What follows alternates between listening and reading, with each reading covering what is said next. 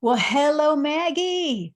Thank you Hello. for joining all of us today with your wisdom. And I know you have a new book. I want to talk about that, but I want to just introduce you to this community, okay? All right. Thank you Oh, very much, Kim. you're welcome. So this is Maggie Willis Spalding, and you are a yoga teacher, a certified psychic medium, an author, a grief counselor, and you have come through your healing journey the long way. You've had some bumps on the road to get you here. Mhm. And I know that we all have grief. We all do this, but you have done a remarkable journey in healing. And now you're ready to share it with the world. And I'm so blessed that we get to share this time. Before this recent journey, before your son's death in 2015, his Mhm. name was Mitchell. He was only 27. Before that, I know you were a middle school teacher. You also were an IT specialist. So you've done a lot in your life. You're a wife. You're a mom. You have three sons total. And I don't know how many dogs you have now. Three. Three. Okay. And I know you have a beautiful garden from Tennessee. Oh, thank you. Yes. Um, Yeah. so thank you very much for having me on. I feel like this has been my new mission to be able to share what I've learned through the first of all the devastation that you feel when you lose someone that you love, and then how to um, rebuild yourself. And I feel like I allowed myself to listen to that inner voice, listen to my intuition. I didn't know I had a team, and I didn't know that I could feel didn't know I could feel rely on them to help me through my grief. And I truly believe that if it wasn't for me connecting with my spirit team and my loved ones and my angels and guides, I call them my healing grief therapists, and I write about that in the book. So it Wow. So, and I'm, by the way, so you and we've known each other a few years. yes, We're studying mediumship together. And yes, you and I, we've had several readings. We both read for each other, and I have met Mitchell in spirit. And I know very much how alive he is. He's always with you. yes. Yeah, I feel like he's definitely pushed me uh through, like these thoughts and desires. I need to get that done, or I need to try writing a book, which I never even thought about writing. I've never considered myself an author, but this book came to, kind of accumulated through over several years of me through my healing of my grief. So I feel like this is definitely, I'm very honored that I'm able to share my story and my inspiration with others. Well, what I'm amazed at is that you have pushed it. I mean, because it's 2023. And the death of your son was 2015. And most people, I mean, they could have waited 40 years. I mean, I know that there is no time and everything, and it's all unique for all of us, but you really worked it to go on this journey. So, that's an interesting concept, because I do believe a lot of people are think that time heals grief, and time alone doesn't heal grief. You have to be willing and to accept multiple phases. You have to be willing to do the hard work, and you have to decide that you don't want to be sad for the rest of your life. And I think that was, what started for me was I started to was within the first couple weeks, I would say couple months after Mitch died. My husband and I were very distraught and very upset, and we were bickering with one another because our emotional level was really high. And I remember crying with at my husband for whatever reason, but I literally heard in my thoughts, don't let Mitch's death be in vain. Everything is going to be all right. And I write about this in my book, and I was like, who is this?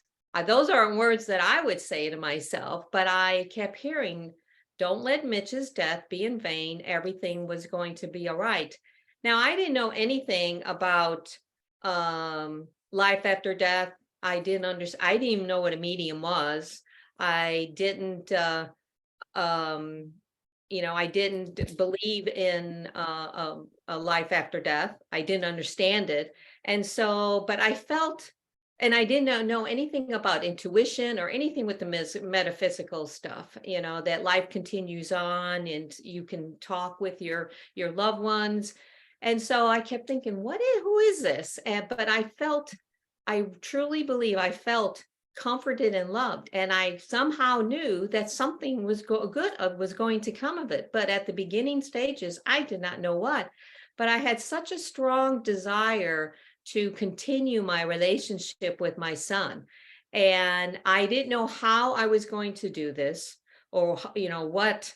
But one of the first books that I read was by Dr. Eben Alexander, and he's a well-renowned neurosurgeon, I think. And he had a near-death experience, and he didn't believe in life after death Right. until after he came out of a coma that he was in for, I don't know, several weeks or months. And he started to describe what it was like for him before and what it was like for him afterwards. And when I read the book, I thought, I wonder if that's true. I wonder if Mitch is still alive and just in different form. So I have this real personal desire to find out more. And I truly believe now, as I look back on with perspective, because I've learned so much from that time, that I was being guided all along. I mean, Mitch's death was my trigger to awaken, Yeah. to, you know, um, to many things I didn't understand about life after death. I made the willing intention. I wanted to connect with my son. I wanted to learn about life after death, and I didn't know how. And I just kept following the energy trail, so to speak, Yeah. and it Yeah. led me to being a yoga teacher. That's Yeah. what was part of my learning and expanding. It led me to be a Helping Parents Heal affiliate leader. And that is something that I didn't think I would ever do. It also led me to become, I wanted to learn how to connect with my son. So I started out with several different teachers. And of course, one of the teachers that you and I worked with was Colin Bates, and I feel like all these things have allowed me to really understand about life after death, and about how to heal grief. And I work with people in my grief coaching with that, and so I truly understand what it's like to be extremely at the lowest point in your life, but allowing that voice to come in and to be guided. I did not want to be sad for the rest of my life, and I knew that something was guiding me to do something. I didn't know what. Well, wonderful. I mean, so we are so glad that you did that, because I feel really truly that we can all learn something from you today. I mean, awesome. And I want to just show everybody the book. It's look how beautiful that is. Melodies of Grief in the key, written in the key of love. So, and this is also published by Franklin Rose Publishing, a friend of ours, Allison Gannon's publishing company. But I want to just read one line, because you just said, the prominent aspect of healing for me came with the acceptance that life continues after physical death. I realized that my son was alive, but in a different form, and could communicate with me when I was in a deeply relaxed state. Spirit often appears to us when we are dreaming or meditating. So awesome. I mean, really, I mean, that's wonderful that happened to you. And maybe you can help others also get to this point. And I think I'm going to learn, something from you today too, even though I work with grief all the time as a hospice nurse, right? And I see people just before their transition, and I work with the families before, in anticipatory grief. But Right, rarely do I see them afterwards, right. except as when as a client, then that does happen. But so I want to just say you have a website called Just Be Holistic Healing. Right, Just Be Holistic Healing.com. right. Okay, so now I want to see. I know I made some notes here. Just okay, let me ask you. How, by the way, I want to just tell everybody that there's a lot of poetry in this book. And so, were you a poet before you started this writing?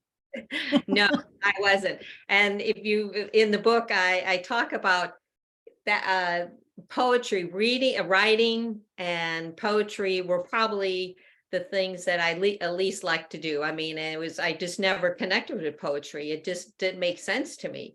So to be able to be considered an author, a poet, I mean, I feel like this was a gift as part of my healing, as part of my awakening, a part of becoming becoming who I was that I didn't know, and it's that, I talk about the gifts of grief, and I know you, for many people, gifts and grief in the same sentence, people get a little anxious about that. They just can't imagine how can you have a gift from grief? And, at the beginning of anybody's healing journey, you don't feel like you have any gifts. You almost feel like a victim. Why me? And I don't understand this. So you're very lost and confused. And that's one of the things I do, talk about, is that people are so overwhelmed with the emotions that they have, and they don't know how to navigate them. And so they have to figure out how to learn from each of the emotions that we do have. I mean, grief can be like a general emotion, but underneath grief, you have anger and fear and anxiety and stress and guilt. I mean, all these things, all these different emotions come at you at the same time while you are grieving. And part of the healing process is to stay with the emotion, not run away. That's very natural to suppress the emotions, because it's very painful to be when you're learning to understand all the emotions of grief. Hmm. Yeah. And I know people can have compounded grief. Now, everybody's going to have grief. You can't get out of this earthly life without any grief. Right. And even just everything that's happening in the world, there's a lot. And I wonder if some of this humanity grief for us sensitives, we're going to be picking that up energetically or empathically, or however we're going to pick it up. And so if we can process grief, I think, more and more, and allow it to flow, like you say, and not to resist it or not to push it away, then we're going to be much healthier. I still use the same process that I did with at the beginning of my healing journey now. So when emotions bubble up, and I may feel anger or stress or anxiety or even grief, I mean, I think about, okay, I get into this meditative state. And that's the key, is you have to create a healing space, a safe space within your presence, your human soul, to be able to then sit with these emotions, and then just allow them to go through you. And each time the emotions come, you come back to the deep breathing, you come back to this meditative state. And this is where that healing begins, because there's a cliche: in order to heal, you have to feel. But most people don't want to feel because it's too painful. They want to suppress. They want to, not deal with it. They want to just be happy right away. And you know what? Pretend. Yeah, that's right. And you need to be able to um, heal your grief in a natural way that's right for you. Everybody's timeline is different. And that's something that unfortunately society doesn't talk very much about. They want everybody to, okay, 3 months, 2 months, a year, whatever. I mean, you're still grieving. I can't believe you're doing that. You're not done with that. And you have to be able to do it at your own pace. But the key is you have to find that balance. So you can't stay with your grief too long, because then you wallow in it and then you get sucked down into the black hole of grief, and then you're depressed and sad all the time and you don't move forward.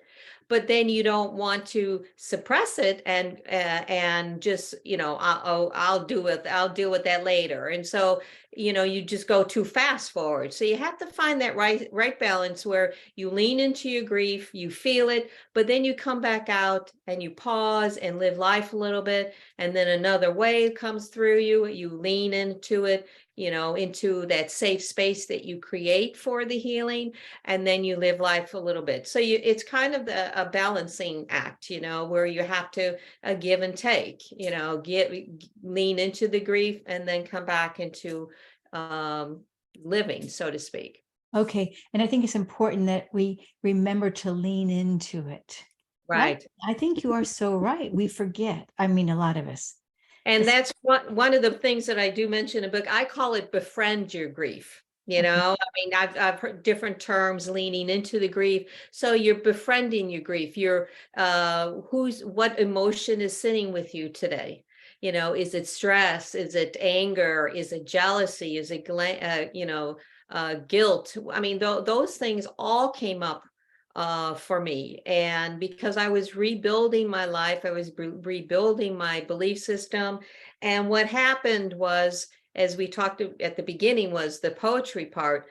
I started to write. First of all, I started to keep a journal of my emotions, because that's one of the tools in healing your grief. Is, I'm married, but men and women grieve differently. And so for me, I needed to talk to somebody. I needed to get what I was feeling out of my system. And that's part of the healing process. But none of my friends experienced this, no family member of mine. So I didn't know who I should talk to. And my husband, men grieve differently. He didn't want to talk at all, So I started writing immediately. I was writing my feelings. And it's interesting when I look back with perspective. I didn't know I was supposed to do this, but I had this desire. Again, this is what I was being led to do this kind of stuff. And it ended up being, that's a very, one of the tools that I teach with my Helping Parents Heal or in my grief coaching, is that you have to be able to allow these emotions to come in, to befriend them, write down what you feel, get it out of your system, so to speak.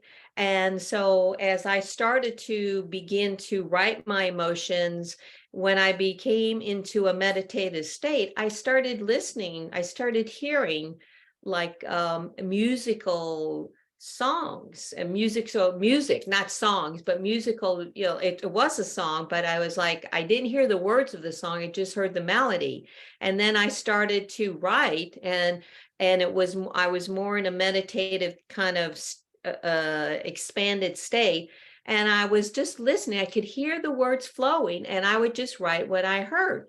And so in the morning when I got up, I would read. And I remember the first time I wrote something this way, it ended up being in a poetic form, a poem.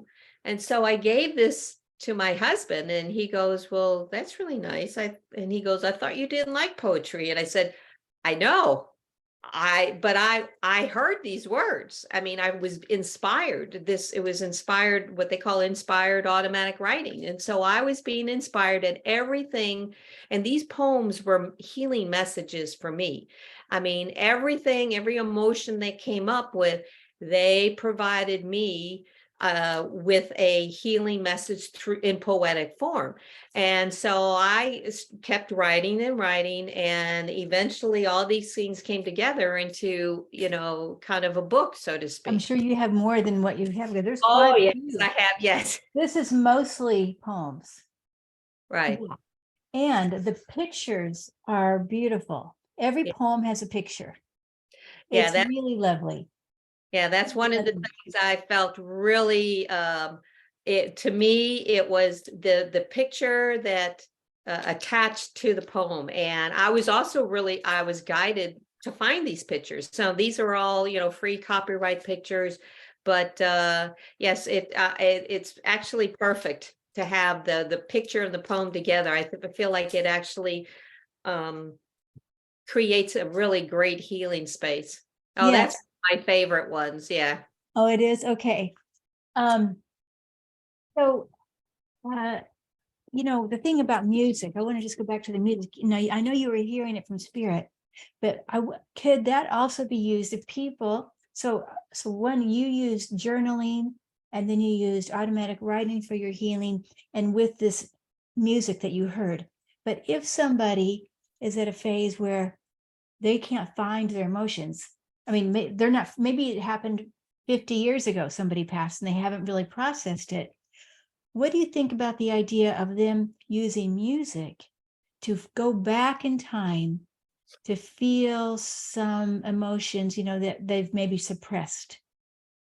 Yeah, I feel like listening to um music that doesn't have words, so to speak, Yeah. and like Okay. symphony music. So you allow yourself, because I think people will be able then to get more in a kind of a trance, relaxed state. And anytime you're in a relaxed meditative state, it kind of breaks down the barriers that you have. Yeah. And I feel that that again, if you make the intention that you want to heal, that you want to befriend your emotions, I feel like that they will come up, whatever it is. And the other thing I find is anytime you place your hand on your heart, you're connecting with your love, you're connecting with your soulful self. And I feel like when you make that intention that you want to be able to um understand the emotions that you're feeling, understand maybe something that you suppressed, that you're willing to come face to face with. It's facing your fears and your fears of whatever you suppressed. Yeah, I love that. I think this also, it gives a sense of security. Right. Yeah. And I know sometimes when I'm doing readings, I will do this when I really want to connect across the veil. I'll put my hands on my heart to really feel what spirit is having to say. So yeah, I love that. I mean, there's so many things you could do. And I love how you use your yoga also as a way to process. So that was when I was first being guided, to be a yoga teacher. I kept thinking, well, I've practiced yoga for many years, but I never considered myself a yoga teacher. It's like, I'm not flexible, I want to be a yoga teacher, but I have such a strong personal desire to become a yoga teacher. And so I did a lot of research, and I actually found a program. And when I remember reading the little synopsis of what the program was about, it was like it had to do with the 8 limbs of yoga, which is basically more you understand, learn how to go within, you learn how to breathe, you learn how to meditate, you learn how to blend the movement with your breath. And so it wasn't just about the physicality of yoga, it was learning to find that spirit, that essence within you. And when during the yoga teaching class, when I was in the teacher training class, we're all there. Everybody's there, has different aspects of their life that they come with, that they're dealing with. And so you're in these poses, and the teacher is telling you to, okay, now we're going to allow ourselves to breathe in. And I want everybody to deeply exhale out and release everything you don't need in your life. And here we are laying on the floor. And I remember just crying. because I had all this grief. I had just let it go. And so it was at that point that I knew that this yoga was meant to help heal me. It was a non-conventional way of grief or healing grief. In fact, that's what this whole book about is it's most people would go to maybe a grief coach or a grief counselor, but everything that I experienced, I heard from my spirit guides. I was being led to do these things.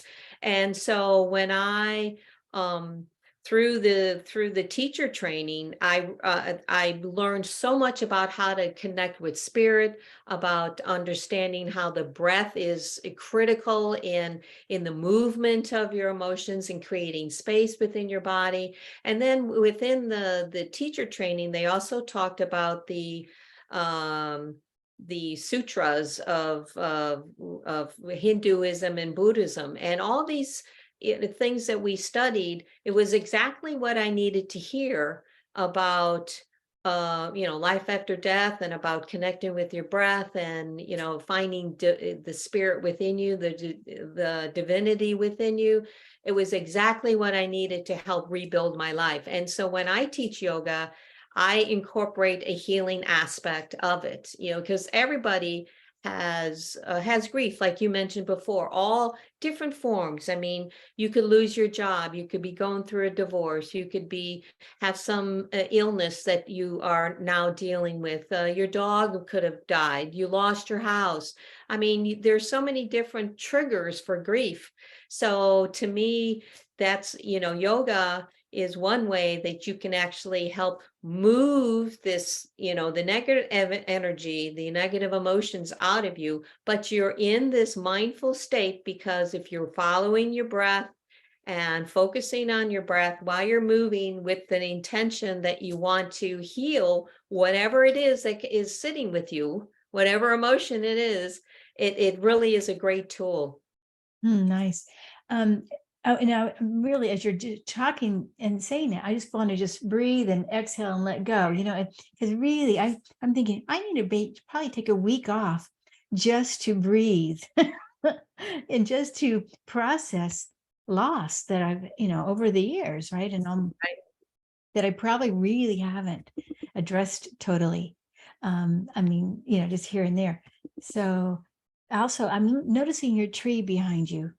And also, just a second ago too, there was an angel that showed up in the room here, a little white light that a little angel. So it's always so amazing, the little things that show up. But that tree reminds me of growth and how we can expand, and from being in a rooted position, but we can still expand and be beautiful. And despite the weather and whatever's happened, if we can imagine that we could be like a tree and flower and blossom like you've done, you're very inspiring, Maggie. I feel like I was inspired. I'm just the messenger. I feel like I am the messenger and I feel like this is something that I'm really supposed to talk about with people. And I know how devastating it can be. And I know, and I probably, most people, when I talk with my Helping Parents Heal, they're all in different stages of their grief journey. And to actually say to people that I'm grateful that for all the gifts that have come and surfaced within me after Mitch's physical death. And I, as I look back again with perspective, with a different viewpoint, if that hadn't happened, if I hadn't really tried to understand more about life after death, and if I hadn't been able to find the courage within me and accept his physical death, and accept that I wanted more, I wanted to connect with him so desperately. I didn't know how, I didn't know what I was doing, but I just was following what I was feeling. I didn't understand where these feelings were coming from and where this guidance was. And so every class I took and every podcast I listened to, every book I read, everything was all building and allow me to, like you said, create this foundation. I was creating a new belief system. I was creating a new level of understanding what life is. And instead of me looking through life with a straw, I was able to have this new panoramic viewpoint. And it just really allowed me to be so open about things. And every day I am just grateful that it's like, what am I going to learn today? Who can I share this with? So I just want to thank you very much for me allowing me to be a guest on the show so I can share. I mean, people talk to me, it's like, well, you talk a lot about grief. And I know, because it's people don't talk about grief. And I think we need to, Yeah. The joy after a loss. I think that's But what it's you're a saying. lot of hard work. I mean, it just doesn't come like that. You have to be willing to do the hard work. You have to be willing to face your emotions. You have to be willing to feel that pain. But again, it's that balance. You have to figure out how, one of the things, nature, and you talked about the tree, nature was a great way for me to heal, because when you are at the very beginning in the very acute stages of grief and you can't think of anything that you would be grateful for, and that's part of one of the also the tools that we talk about in my helping parents heal and my grief coaching is creating a gratitude journal. There's always something that you can be grateful for, even though you're at the worst time. You can, I remember writing in my journal at the very beginning, I was grateful for the smell of coffee, I was grateful for my dog, and I was grateful for the sun, the blue sky. And so you can always find something in each day. As you find something you can be grateful for, something little, it's like more what they call like the law of attraction, where the energy that you are bringing into you, it's more of that is being attracted to you. And so that helps that healing process. Yeah. But I remember driving to work, and I used to go through this subdivision that was really beautiful, beautiful houses and lots of beautiful trees. And they had little ponds and geese there and other birds. And, I would drive to work and I would just be like, oh, look at that tree. Isn't that beautiful? Look at that. And so nature for me really spoke to me. It really helped me be able to manage the daily tasks that you have, in life. And so a lot of my poems that I have are dealing with, connecting with a bird. I remember I never had bird feeders in my backyard until I had my first cardinal and sitting and looking at me through my kitchen window. And I truly believe that was one of the signs that Mitch sent me. And so I started noticing more birds in the yard. I got a bird feeder and I got all these different birds, and I could sit there in the morning and just look at the different birds and, just playing with each other and feeding. And, I just so many things about nature that just really spoke to me and really helped me heal. Yeah. Awesome. Yep. The angel showed up again, just as you were saying that. It lit up again is what I mean.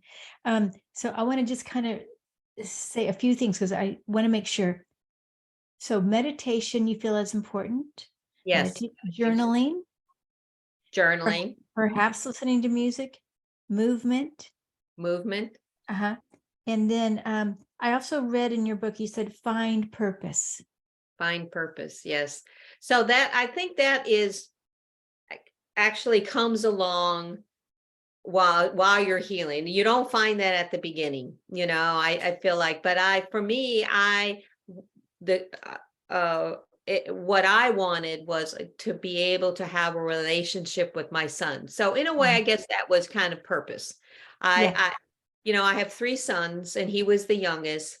And it's like, I wanted to be able to, I wasn't ready to give up, I mean, on a relationship with him because he was young. I mean, there had to be a way. And I just, it was, there's this really strong desire. So in a way, that was kind of my purpose.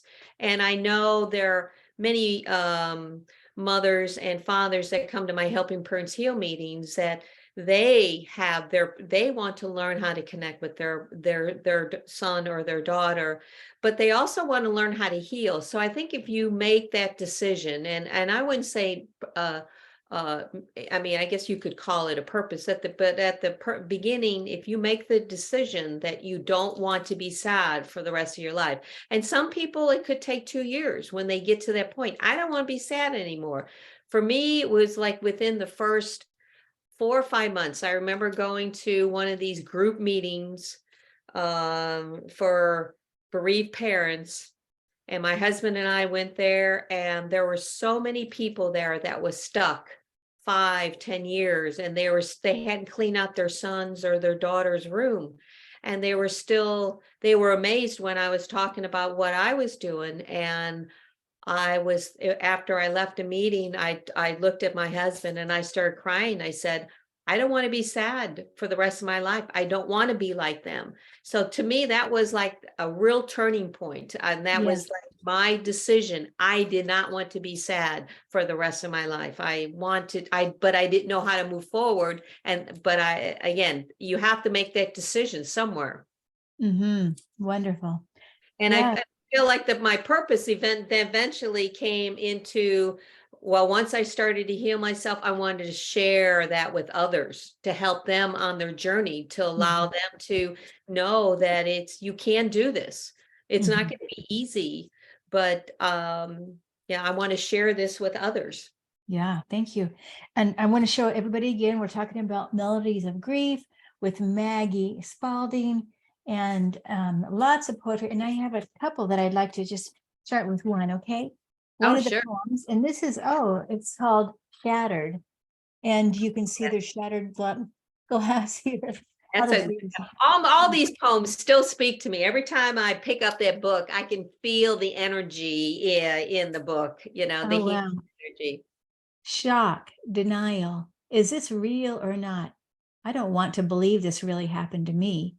Crying at a whim, my mind's on overdrive, trying to make sense of this tragic event. Can't sleep, questioning everything, how to stop the spinning, so exhausted with all this thinking. Moving slowly, not caring about much, shock of death, short-circuited my life. Feels like I'm tiptoeing on shattered glass. Gazing out the window, looking to the sky, notice the clearness of color and how calm it feels against my battered self. A little bird flutters by, waving a tiny wing at me, sending a message of love. Everything will be all right in its own time. Signs of everyday nature call sweetly to me. 'Tis the first realization that life's comforting me in its simple way as messengers of God, the universe. Anyway, it's lovely. Yeah, I remember that one. I mean, I can feel the little goosebumps when somebody reads that poem. I mean, all the poems, it really connects with me. I can feel the energy and the words. The words just flowed from me.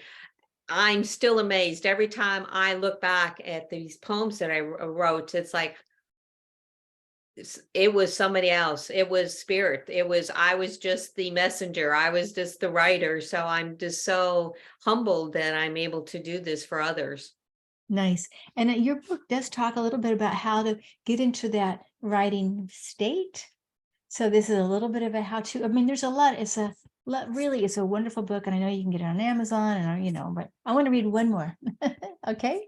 And if you have one you want to read, and okay, made me feel. And this one, you can see the birdies. I love birds too. Look at those birds. Those are finches. No, no, I don't know. I'm not positive if those are finches or sparrows, but whatever. Made me feel. Never had faith in prayers or miracles. Felt contrite and unrealistic. Part of life. But that changed dramatically as life's unpredictability crushed my beliefs and perceptions about everything I thought was right. Angry at life, angry at God, as I buried my loved one into the ground.